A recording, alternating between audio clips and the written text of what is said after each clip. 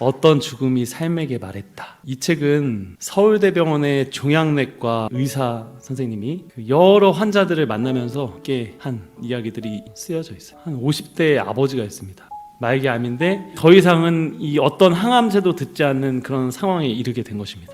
이제 더 이상 치료할 수 없는 그 환자를 1인이 머무르는 임종실이라는 곳에 들어갈 수 있게 한다는 것이죠. 가족들이 이제 이 의사 선생님을 믿으면서 이 아버지를 살려보려고 희망의 끈을 놓지 않고 계속 아버지를 치료하는 것이죠. 뭐 별의별 것들이 다 꼽혀 있어요. 온몸에 그냥 덕지덕지 다 꼽혀 있습니다. 근데 그 임종실에 들어갈 때 가장 힘든 것이 냄새가 너무 심하다는 거예요.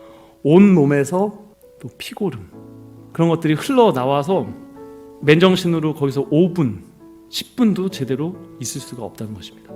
아들이 절규해요. 우리 아버지를 그냥 잠들게 해달라고. 인간이 최선을 다해서 치료한다는 것은 그냥 이런 것이에요. 그렇게 해서 그냥 산 송장을 만드는 그런 모습을 보게 됩니다. 한 할머니가 있어요. 그 할머니를 이 자녀들이 너무나 사랑하는 것입니다. 그래서 이 할머니와 헤어지는 것이 너무 슬프고, 그래서 이 할머니는 이미 말기암인데 이 할머니를 중환자실에 모시는 거예요. 심폐소생술 포기 동의서라는 것을 보통의 경우에 쓰는데 그 가족들은 쓰지 않아요. 어머니가 안 좋은 상황이 되면 어떻게든 살려달라고. 그래서 정말 한 달 동안 중환자실에 머물러 있다가 그 할머니가 안 좋은 상황이 되었어요. 그러자 눈치 없는 전공의 선생님이 할머니 위로 올라가서 심폐소생술을 하게 됩니다. 연약한 그 뼈, 노인의 뼈가 다 부러지는 거예요. 다 부러지는데도 계속하는 거예요. 이 부러진 뼈들끼리 만나서 슥슥슥슥 하는 소리가 나는 것이에요. 죽을 때까지 그렇게 고통스럽게 죽어가게 된 것입니다. 그러면서 책의 저자가 챕터의 말미에 이렇게 기록을 해놨습니다. 최선을 다하는 것이 최선이었을까? 인간이 하는 그 최선이 아닐 때가 너무나 많다는 것이죠.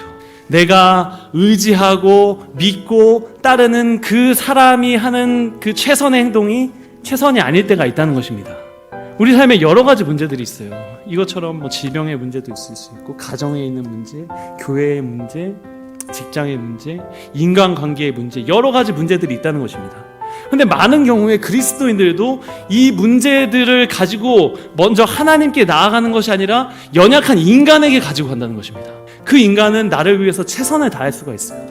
그런데 그들이 했던 최선은 나에게 있어서는 최악이 될 수도 있다는 거예요. 그러니까 우리가 정말 믿고 의지해야 될 분은 누구실까요? 하나님이셔요. 우리에게 정말 좋은 것을 주려고 하시는 그 하나님의 마음을 우리가 기억하게 되길 바랍니다.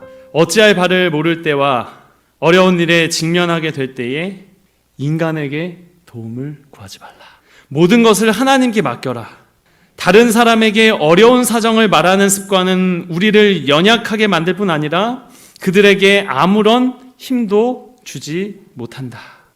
우리는 절대로 실족함이 없으시고 무한하신 하나님의 능력을 받을 수 있는데도 불구하고 실족함이 많고 유한한 인간의 도움을 구한다.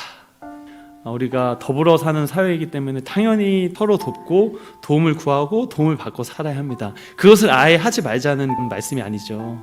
우리는 먼저 이러한 도움을 누구에게부터 받아야 된다고요? 하나님께로부터 이러한 도움을 받을 수 있고 받아야 한다는 것을 말씀하고 있는 것입니다.